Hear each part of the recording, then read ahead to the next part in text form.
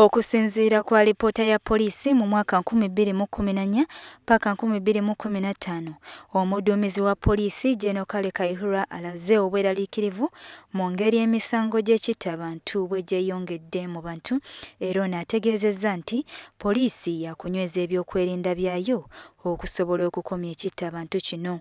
Mu ssabbiiti 2 zokka eziyise kyategeerekeka nti ebitundu by'omu mambuka byawandiika emisango gy'ettemu ku bantu egiwera 3 era nga bano baali baaluganda na baaluganda abakaayanira ettaka ly'ekika.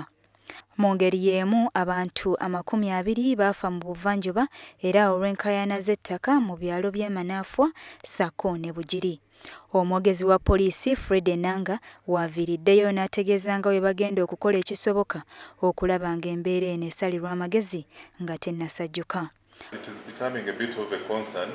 We had the other day in Mityana Mubende a lawyer who was actually lynched together with colleagues, and they were going to inspect some piece of land.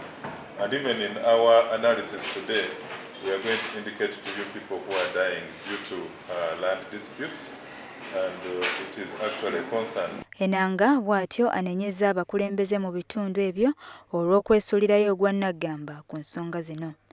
Ono era abakubirizza okukozesa amateeka nga bwe kisaanidde.